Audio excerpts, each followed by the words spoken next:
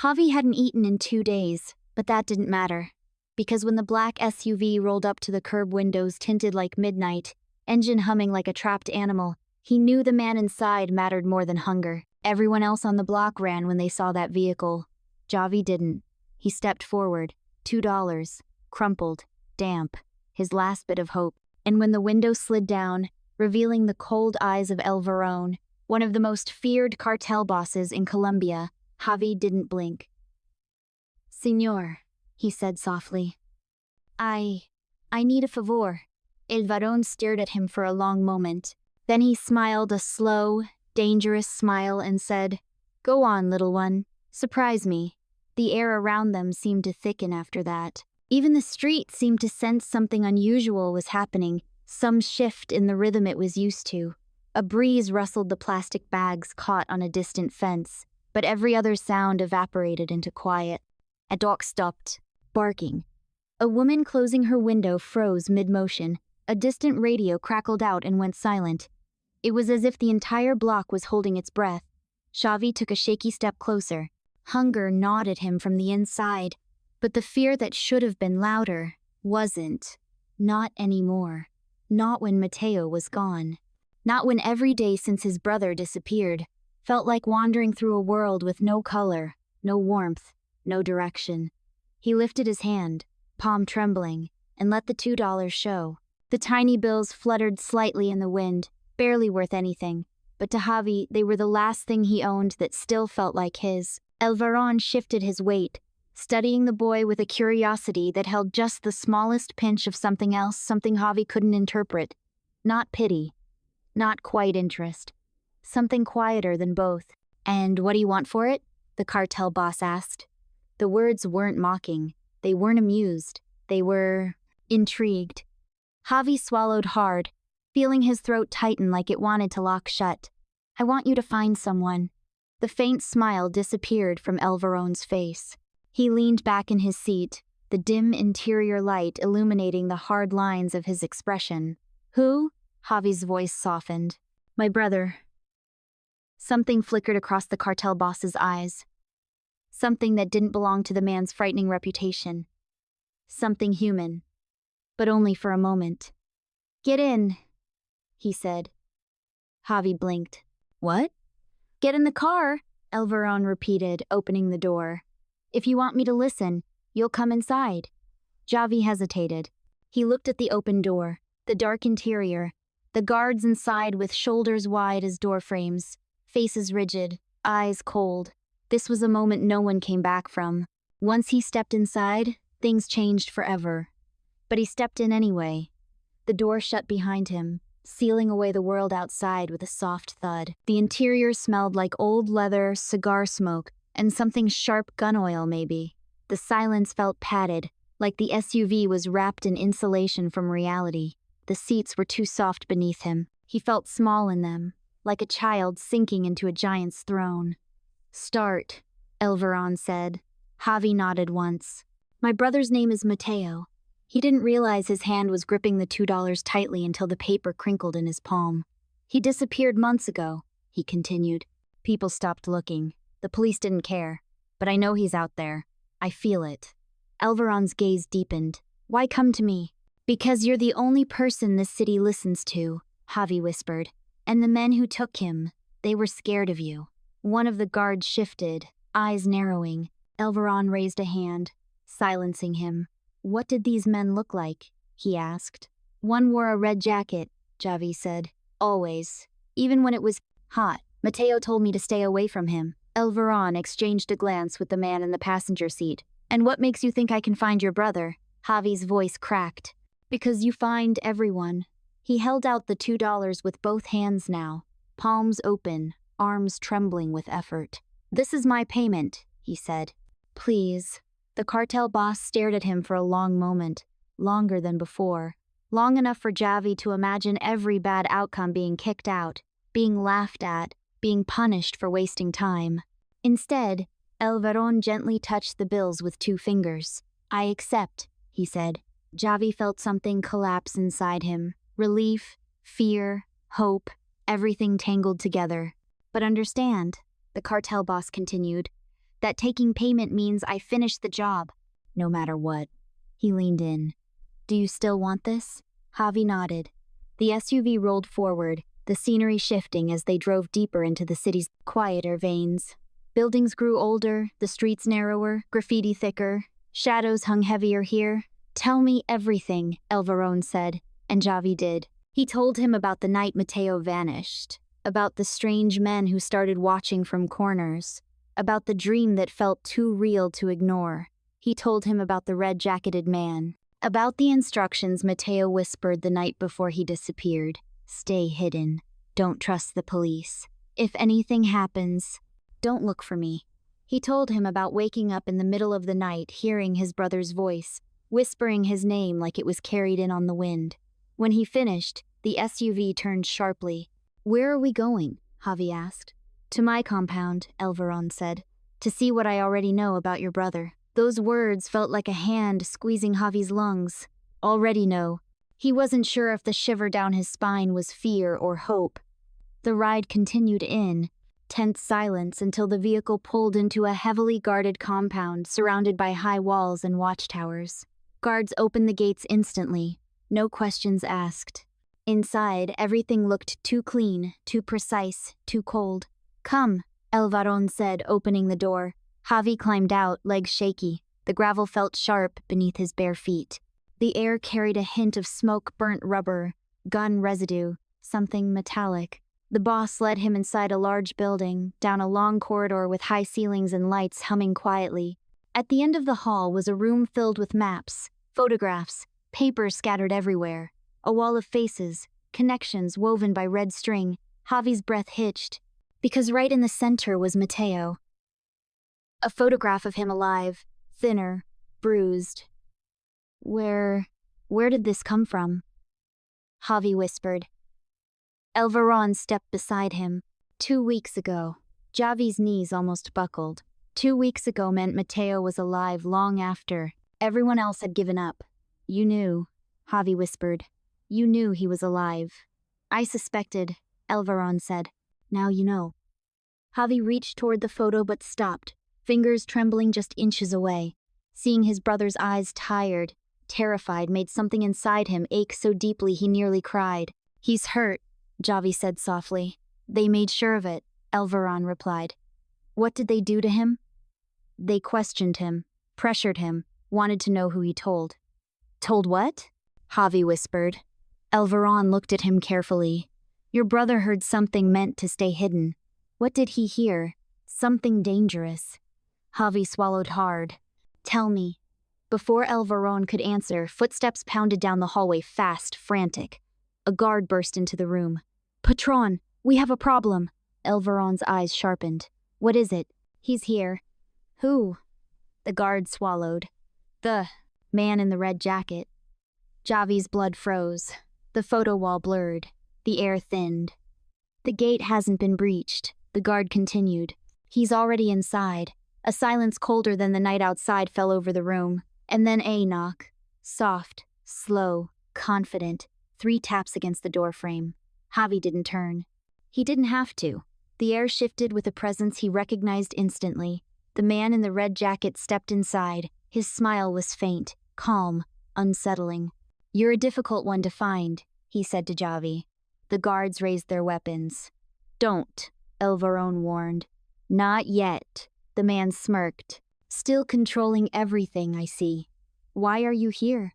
Elvarone asked. The man's eyes slid toward Javi. To deliver a message. You came alone? Elvarone asked, voice flat. The man chuckled. No one comes alone. A distant boom shook the compound. The lights flickered. Your men, the man in, the red jacket said quietly, are already fighting mine. Elvarone stepped forward, posture relaxed, but deadly. You made a mistake. The man raised an eyebrow. Did I? You came here, Elvarone said. To me. And you, the man replied, have something we need. Javi felt the world tilt. We're not here for war, the man continued. We're here for the boy. Before anyone could react, he reached into his jacket. The guards tensed, ready to fire, but the man didn't pull out a weapon. He pulled out a small object, a thin, metallic device with a symbol etched on it. Javi recognized it instantly. The same symbol on Mateo's wrist in the photograph. The man tossed it onto the table. It rang sharply, echoing through the room. "That," he said, "is the last thing your brother touched before they took him." Javi stared at it, breath shallow. "What do you want from me?" he whispered. The man's smile faded. "You," he said softly, "are the only person Mateo tried to contact, the only person he reached out to, which means you know something." "I don't," Javi said. "I swear." "You dreamt him," the man interrupted. "You heard him. You felt him calling you." Javi's skin crawled. "How do you know that?" he whispered. "Because," the man replied, "that wasn't a dream.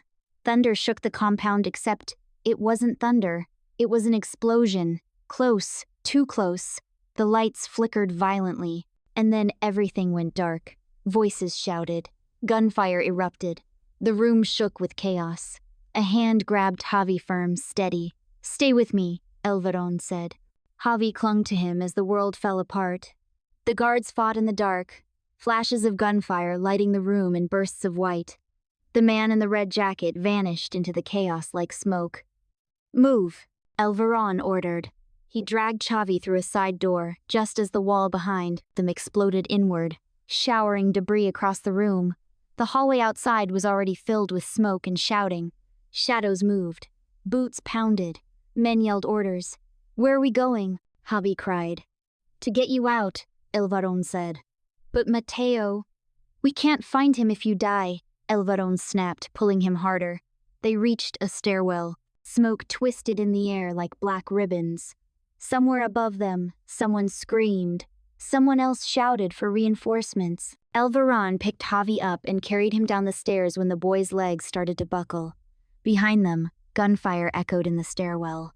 Below them, alarms shrieked. The compound was falling. When they reached the bottom floor, El Varón kicked open a door into a maintenance corridor. It was dark, narrow, and smelled of mold. "This way," he said.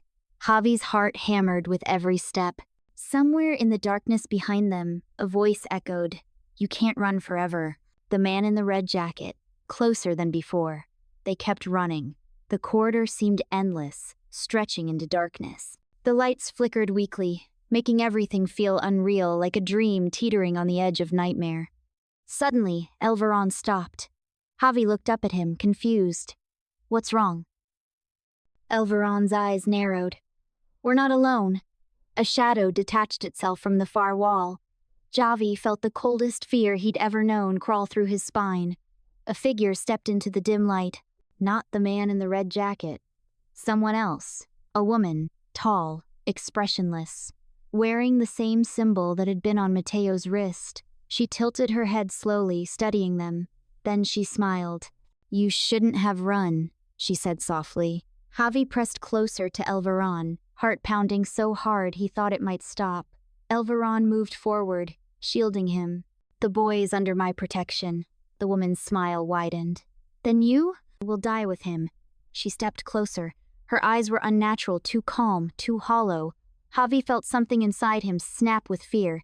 A distant explosion rocked the building again. Dust rained from the ceiling. The woman didn't flinch. She took another step. El Varón reached for his gun, and then everything went silent. A cold gust of air swept through the corridor. Lights flickered once, twice, then went completely out. The woman vanished into the darkness. Javi gripped El Varón's coat, shaking. Where did she go?" he whispered. A whisper echoed behind them, everywhere. El Varón spun around. A hand shot out of the darkness and grabbed Javi's arm. Cold, iron, strong. Javi screamed, and the world dissolved into blackness. At first, there was nothing, only darkness pressing around him like a thick, heavy blanket. No sound, no air, no sense of direction.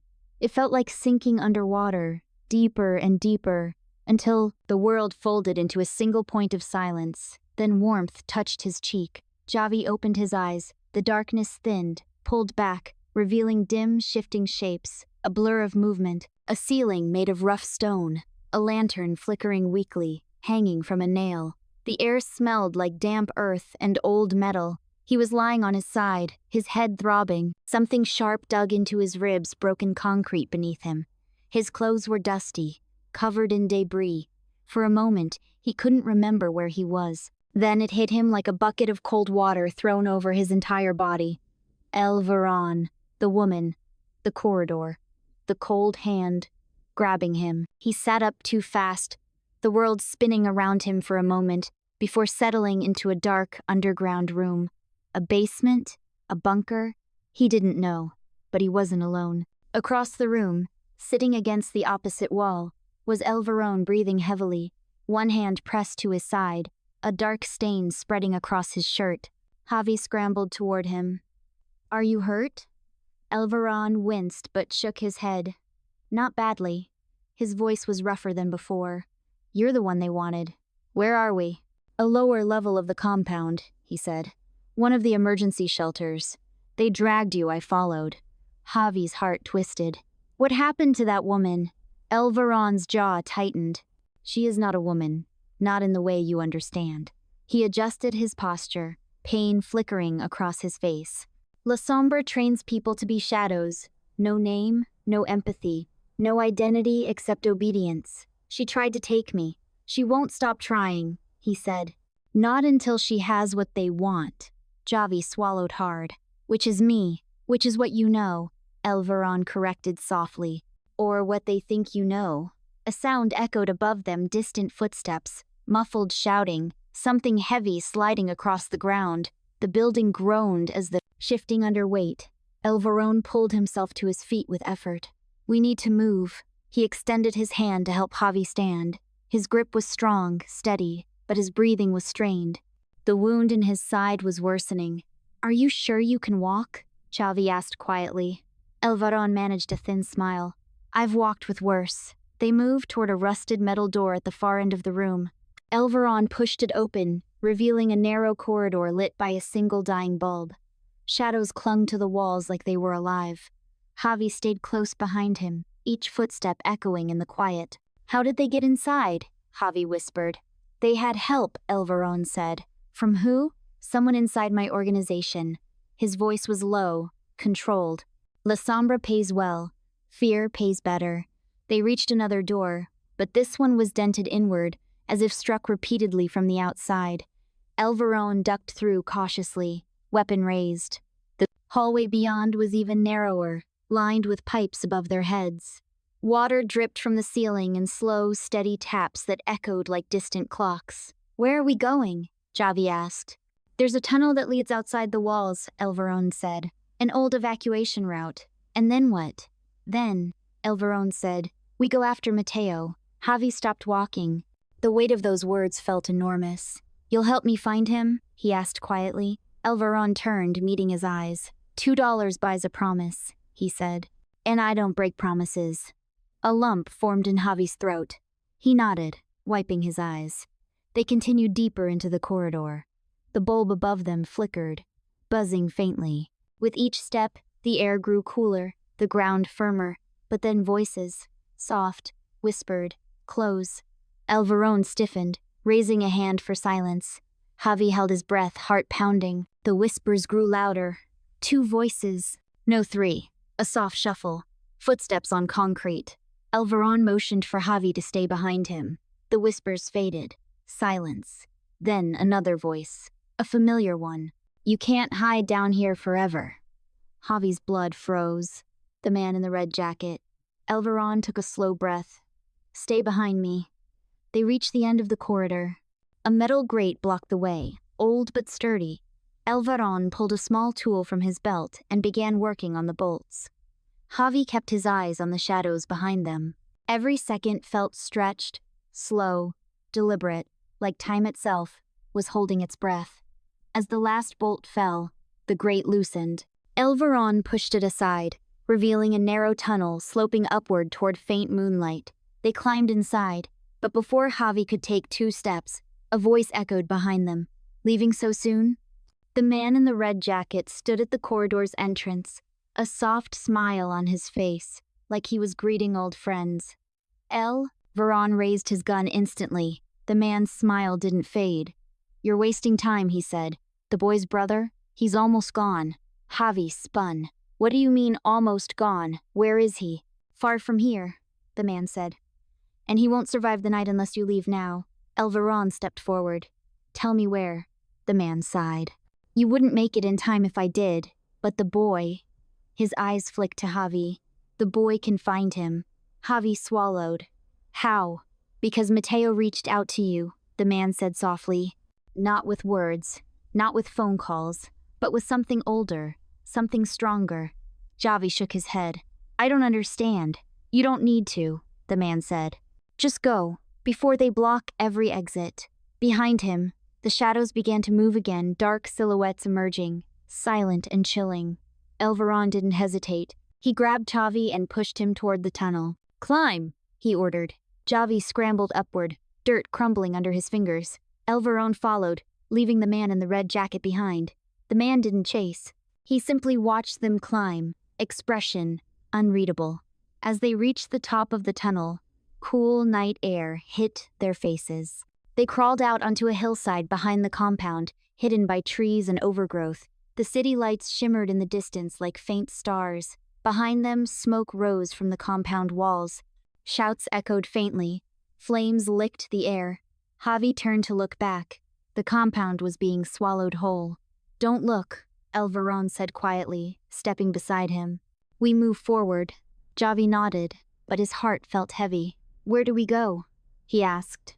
To someone who owes me a favor, Elveron said. Someone who tracks ghosts. Ghosts? Javi whispered. People who vanish, Elveron said. People like your brother. They began walking through the trees, the ground uneven beneath their feet. Minutes passed in silence. Finally, Javi asked, what if we're too late? Elveron didn't stop. He didn't slow. He spoke as he walked. Your brother is alive, he said. I saw the fear in their eyes. They want him alive, not dead. That buys us time. The night deepened as they moved farther from the burning compound. Crickets chirped.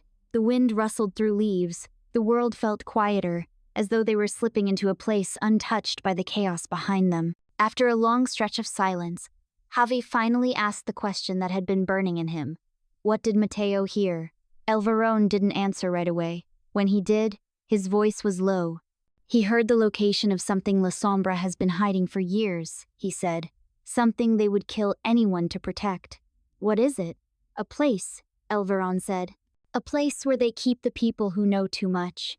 Javi felt something cold settle in his stomach. They're holding Mateo there? Yes. Where is it? Hidden, Elveron said. Far from the city. A place no one speaks of. Javi's heart pounded. But we're going to find it, he said. Elveron nodded. Yes. They continued walking through the darkness, guided only by starlight. Then, without warning, Elveron grabbed Javi's shoulder and stopped. What is it? Javi whispered. Elveron listened. The forest around them was still, too still. A rustle, a soft step, a faint breath. From behind the trees, a figure emerged. The woman.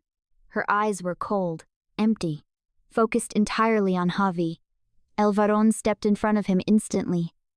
How did you find us? He asked. She tilted her head, her expression as flat as stone. You leave a trail, she said. Everyone leaves a trail. Javi backed up a step. The woman took one step closer. You belong to us, she said. Your brother brought you into this, and you will finish what he started. Elveron raised his gun. The woman smiled. You can kill me, she said softly, but others will come. He cannot run from what he is. What I am, Javi whispered. Her eyes locked onto him. You are the key. Elveron fired. The woman fell, but she was smiling even as she dropped to the forest floor.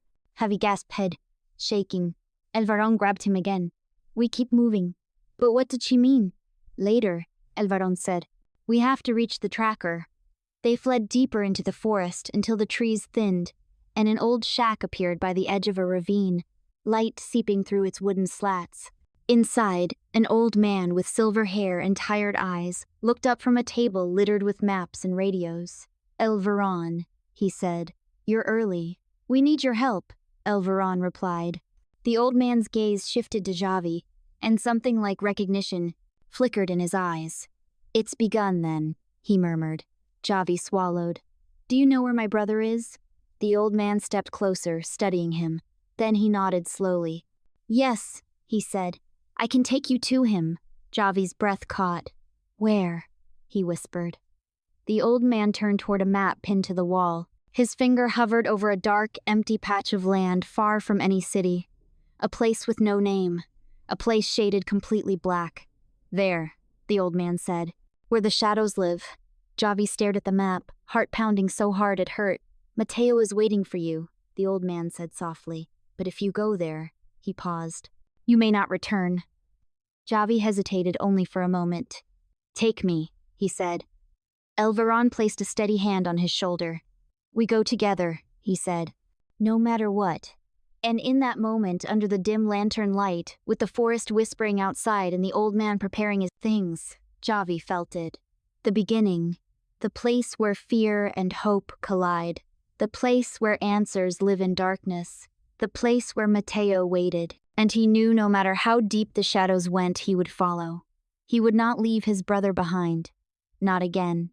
The old man's shack creaked softly as the wind pushed against its wooden boards. The lantern on the table flickered, casting long shadows across his lined face.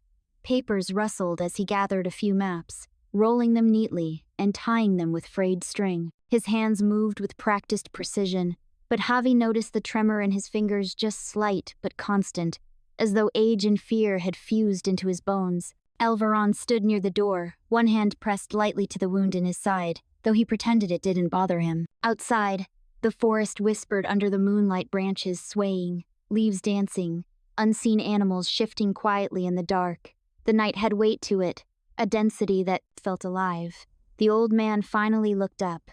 "We leave before the moon sets," he said. Not a minute later, the shadows grow stronger toward dawn. "El Sendero?" Elveron asked. The old man nodded. "Yes, the hidden path." Javi stepped closer. "You said Mateo was there. Are you sure?" "I don't say things I'm not sure of," the old man replied. "Your brother carries a mark. That mark has a frequency, a pattern. Faint, but traceable. La Sombra uses it to keep track of those who know too much." Javi shivered. The symbol burned in his mind, the circular mark, the faint lines radiating outward like a strange sun. "Then why help us?" Elveron asked quietly. "You know what this means." The old man hesitated. His eyes drifted to a cracked photograph pinned to the wall, a younger man holding a child, both smiling. Dust coated the frame, yet the old man's gaze lingered there, with a softness that contradicted his hardened exterior. "I owed someone," he said finally. "Someone who died because of La Sombra. I couldn't save him. But maybe I can save this boy's brother." Javi's chest tightened with gratitude. "Thank you." The old man didn't respond. He began packing supplies rope, a radio with a broken antenna, a knife with a dull edge, and a small metal box he didn't open. He moved around the shack with a careful urgency. Suddenly, the radio crackled, a burst of static, then a voice distorted, panicked. "Veron, do you copy?" Elveron moved quickly, grabbing the radio. "Report. Breach. Survivors trapped. Unknown numbers. They're everywhere." The voice grew more desperate. "They're looking for the boy." Javi's heart stopped. Elveron tightened his grip on the radio. "Hold your position. We are not returning." "Understood." "But they... A loud crash exploded through the speaker. Screaming. Gunfire. Silence. The old man slowly lowered his head. "They'll spread," he murmured. "They'll search every road, every home, every piece of land until they find him." "We don't have time," Elveron said. "We leave now." The old man slung a pack over his shoulder and gestured toward the back door. "Stay close. The forest has eyes and ears." Javi followed him outside, staying between the old man and Elveron. The night air felt colder now. The trees shifted with a low groan, like they were warning them away. A narrow dirt path wound through the forest, half hidden by overgrown vines. "This way," the old man whispered. They stepped into the dark. The forest swallowed them whole. Every sound seemed louder here, the crunch of leaves under their feet, the chirping insects, the distant hoot of an owl perched somewhere unseen. The moonlight barely filtered through the canopy above, turning the world into shifting silver and black. "How far is this place?" Javi whispered. "Far," the old man replied softly. "And the deeper we go, the stranger things become." "Stranger how?" Javi asked. The old man paused, glancing at him. "You hear things that aren't real." Javi swallowed. The forest wind picked up, brushing cold fingertips along the back of his neck. "Keep moving," Elvaron murmured. The old man moved with surprising speed for someone his age, stepping over roots and stones with ease. Javi tried to mimic his movements, but he stumbled often, catching himself on trees. At one point, the old man stopped abruptly. "Do you hear that?" he whispered. Javi held his breath. At first, nothing. Then, faintly, the sound of a child crying. Soft, echoing. Far away, but not far enough. Javi felt the hair on his arms stand. "That's not real," the old man said quietly. "Ignore it." "But it sounds like..." "It's not," he said firmly. La Sombra uses recordings in the trees, to lure, to confuse. Javi's throat tightened. "Why?" "To separate the weak from the strong," the old man said. "To see who follows the sound, and who keeps moving." They continued deeper into the forest. Branches snapped under their feet. The air grew colder. The crying faded, replaced by whispers, soft, indistinct murmurs that seemed to circle them. It felt like dozens of voices blending into one. Javi tried not to look around, but it was impossible.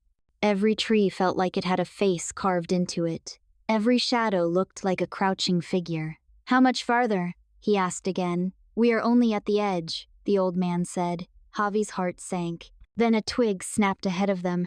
Elvaron raised his weapon instantly. The old man froze. More cracking sounds, leaves rustling, something large moving between the trees. Javi grabbed Elvaron's sleeve. "Is it them?" "No," the old man whispered. Worse, a low growl rolled through the forest, deep enough to vibrate the ground beneath their feet. Javi stiffened. Another growl answered from the left, then the right. Shapes emerged from the darkness. Not human. Dogs. Huge, muscular, shapes with glowing eyes and matted fur, their teeth bared. Collars dug into their necks, metal collars etched with the same symbol from Mateo's wrist. "La Sombra's trackers," the old man breathed. "They send them after runaways." Elvaron stepped forward, shielding Javi with his body. One of the dogs snarled, stepping closer. Its breath steamed in the cold air. The old man whispered, "Don't run." Javi nodded, though his legs trembled violently. Another dog emerged, but it wasn't looking at them. It was sniffing the ground, the trees, the air, looking for something, looking for him. The old man slowly reached into his pocket and pulled out a small metal container. He twisted it open, releasing a sharp chemical smell. The dogs recoiled slightly, noses twitching. The old man tossed the container into the bushes. All three dogs whipped their heads in its direction, snarling, confused. "Now," the old man hissed. "Run." They sprinted through the forest. Branches tore at their clothes. Rocks cut into their feet. Javi felt his lungs burning, his heartbeat pounding in his ears. Behind them, the dogs roared an inhuman, guttural sound that pushed them faster. The old man led them down a steep slope, sliding over roots and dirt. Javi nearly fell twice, catching himself on Elvaron's arm. The dogs grew closer. Their paws hit the ground like thunder. Javi stumbled over a root and fell hard. Pain shot through his knee. He cried out. Elvaron turned instantly, pulling him to his feet. "Move!" They reached the bottom of the slope and darted into a cluster of thick trees. The old man stopped abruptly. "In here," he whispered, pushing aside vines to reveal a narrow cave hidden behind them. They squeezed inside just as the dogs burst into the clearing outside. The cave was small, dark. The air smelled of damp moss and earth. Javi pressed against the cold stone wall, chest heaving. The old man placed a finger to his lips. Quiet. Outside, the dogs sniffed the ground. One of them growled, pacing back and forth. Elvaron gripped Javi's shoulder, keeping him still. Minutes felt like hours. Finally, the dogs barked sharply and ran off toward the west. The cave remained silent. Javi exhaled shakily. Are they gone? For now, the old man whispered. But they'll be back. Elveron looked at him. We need to keep moving. The old man nodded. Yes, but there's something the boy needs to understand first.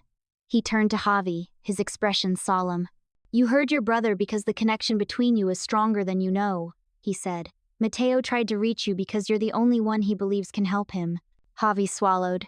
But I don't know anything. You do, the old man said. You just don't realize it yet.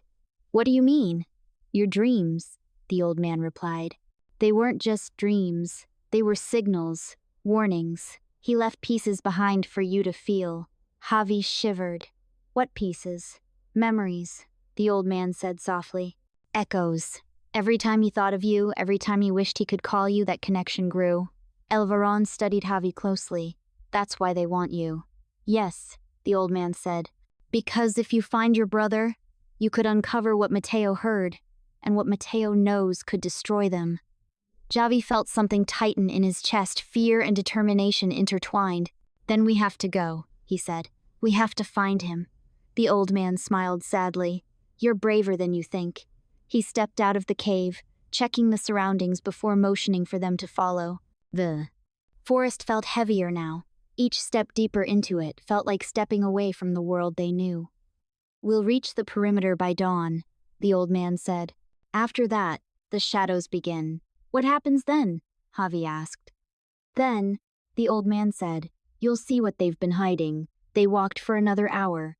The trees grew thicker, the ground muddier. Strange symbols were carved into tree trunk circles, lines and marks similar to the one on Mateo's wrist. What do these mean? Javi asked. Their territory, the old man whispered. They passed an old fence covered in rust and vines.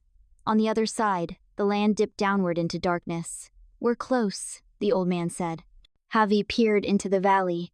Fog rolled over the ground like slow-moving smoke. Faint lights flickered in the distance, small, pale, barely visible. What is that place? Javi whispered. The cradle, the old man said. What does that mean? It means, the old man said, that's where they keep the ones who know too much. Javi felt his heart tremble. Mateo is down there, he said. Yes, the old man replied. But getting him out alive? He trailed off. Elveron stepped forward. We don't leave without him. No, the old man said. We don't. They began descending into the valley. The fog curled around their legs like cold fingers. The air smelled of wet iron and ash. The lights in the distance flickered like dying candles. Javi's breath came in soft, shallow bursts. Somewhere far below, a faint scream echoed into the night. Javi's entire body froze. That, he whispered. That sounded like, yes, the old man said quietly. It was. Javi didn't wait for instructions. He ran. Elveron shouted behind him, Javi, wait! But Javi didn't stop. He raced down the slope, his feet slipping on wet earth, branches cutting at his arms. The world narrowed to a single point of sound. A voice. A cry. A call. His brother's voice. He couldn't hear the words. He couldn't make out the tone. But he knew it. Deep in his bones, like a chord struck inside him, he knew it. Mateo, Javi shouted into the fog. Mateo. His voice echoed off invisible walls, shaking the valley. Javi, stop. Elveron's voice bellowed behind him, but he didn't. He couldn't. His brother's voice called again. Javi followed it. He didn't see the shadow moving behind him. He didn't see the hand reach out. He didn't see the figure step from the mist until it was too late. Something slammed into him from the side, knocking the air out of his lungs. He fell onto the cold ground. Hands grabbed his arms, dragging him backward. He kicked. He screamed. Let me go. Mateo, Mateo. A voice whispered in his ear. You were warned. The woman, her grip was iron. Javi thrashed wildly, but her hold tightened, unbreakable. Elveron appeared through the fog, weapon raised, but he wasn't fast enough. The woman whispered one final sentence. Your brother waits, but not for you. And everything went black again, cold. That was the first thing he sensed. Cold air against his skin. Cold stone beneath his back. Cold metal wrapped around his wrists. The kind of cold that didn't just touch the body, it seeped into it. settling deep inside the bones. Javi opened his eyes slowly. Darkness surrounded him, thick and heavy, broken only by a faint, flickering light somewhere high above. His breath formed pale clouds in the air. His wrists were bound. His ankles, too. The metal cuffs were attached to a chain bolted into the floor. He tried to move. Pain shot up his arms instantly. He gasped. "Don't struggle." The voice came from the corner of the room, soft, steady, with no emotion behind it. Javi's eyes adjusted. The woman was sitting on a wooden crate, leaning forward slightly, elbows on her knees. Her expression was unreadable. Calm, monotone. Her eyes reflected the faint light like glass. "You'll only hurt yourself," she added. Javi's chest tightened with fear. Where am I?" "A holding chamber," she said. "Just one of many." He pulled against the chains again, but they barely moved. "You're making a mistake," he said, voice trembling. "You don't need me. I don't know anything." The woman stood slowly, her movements smooth and controlled. "You know enough." She stepped closer.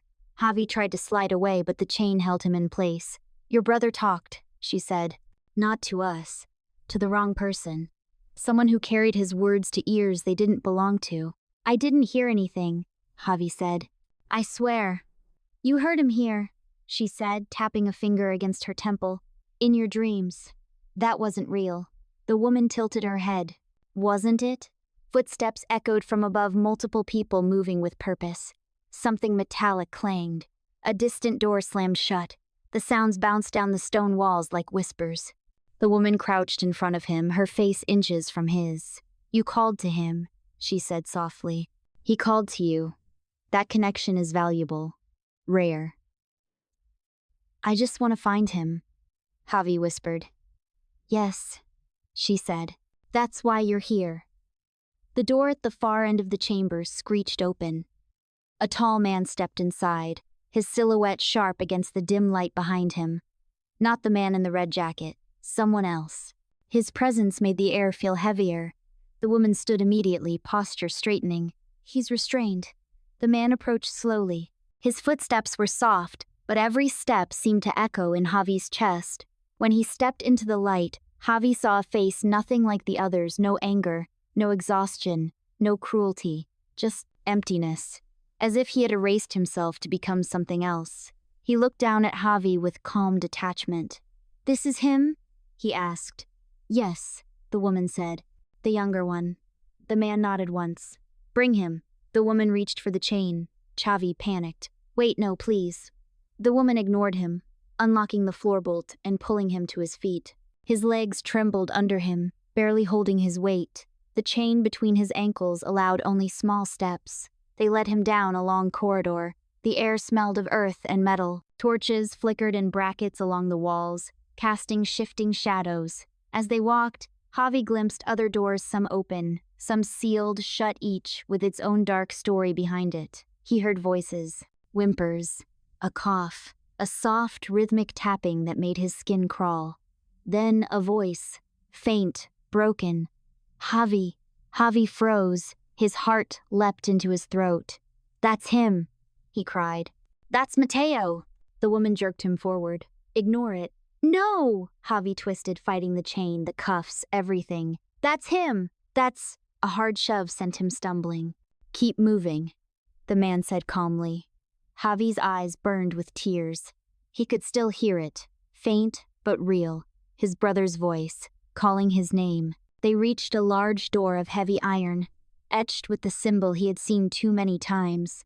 The man pushed it open, and they guided Javi inside. The room beyond was circular, lined with stone pillars. Strange symbols sprawled across the floor. The air hummed faintly, like an invisible machine running just below hearing level. At the center stood a tall, thin man with gray hair tied back neatly. He turned when they entered, studying Javi with unsettling interest. "So," he said, "the younger brother has arrived." "Who are you?" Javi whispered. "I am the listener," the man replied. "My task is simple, to understand." "Understand what?" "You." Javi shivered. The gray-haired man motioned for the woman to step away. She did. The tall man stepped back as well.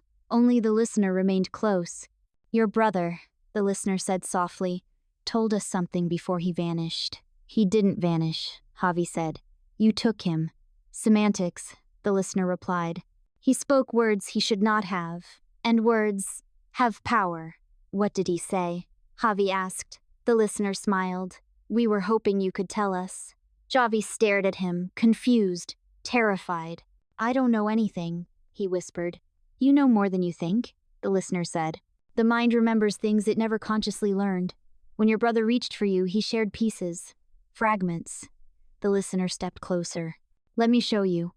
He placed a cold hand over Javi's forehead. Javi gasped. Images burst behind his eyes. Dark hallways, a room filled with monitors, a symbol flashing on a screen, a map, red lights, voices shouting, Mateo running, Mateo hiding, Mateo whispering, Javi, don't let them.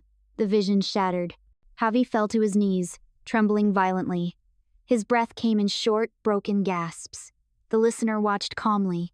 Yes, he said softly. He left pieces behind. Javi clutched the stone floor. The images still burned behind his eyelids. What do you want from me? We want the rest, the listener said. Everything he placed inside your mind. I don't know how. The listener crouched beside him. Then we will help you remember. No, please. Memory is a fragile thing, the listener continued, but fear sharpens it. He nodded toward the woman. She stepped forward. A metal tool glinted in her hand. Javi's heart dropped into his stomach. No, stop, please. But she reached for him. A loud crash shook the chamber. Everyone froze. The torches flickered violently. Another crash closer this time. The door burst open. Elveron stood in the doorway, blood on his clothes, dirt on his face, a gun in each hand. Behind him, the old man stumbled in, holding a knife and breathing hard. Step away from him, Elveron said. The woman moved instantly, but Elveron fired. The shot hit her shoulder. She spun and collapsed against a pillar. The listener retreated several steps, eyes narrowing. Impossible, he whispered. You were not meant to find this place. I don't care what was meant, Elveron said. He's mine. The tall man lunged at him, but Elveron shot again 2 clean bullets to the chest. The man fell. The listener hissed, fury ripping through his carefully controlled calm. You don't know what you're interfering with. I don't need to, Elveron said. I only need the boy. Javi crawled toward him, legs shaking. Elveron, he whispered. They have Mateo. I heard him. He's here. I know, Elveron said softly. We'll find him. The listener stepped back, hands raised. You'll never reach him, he said. Not without me. Not without knowing what he knows. The old man stepped forward. Then you'll tell us. The listener smiled. You think pain will make me speak? No, the old man said. But fear will. He whispered something in a language Javi didn't recognize. The listener's eyes widened. No, he said. You wouldn't. The old man repeated the words. The room vibrated. The symbols on the floor glowed faintly. A crack split across the ceiling. Stop! The listener screamed. Tell us where the boy is, the old man said. The listener's breathing grew erratic. He's below, far below, in the cradle's heart. How do we reach it? The listener hesitated.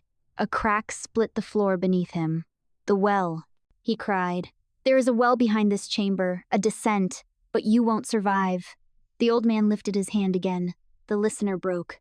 Down the stairs, he shouted. Behind the altar, you'll find a door. The old man lowered his hand. The trembling stopped. The listener collapsed to the floor, gasping. Elveron grabbed Javi's arm. Let's go. They ran through the chamber. Behind the altar, just as the listener said, was a narrow staircase spiraling downward into darkness.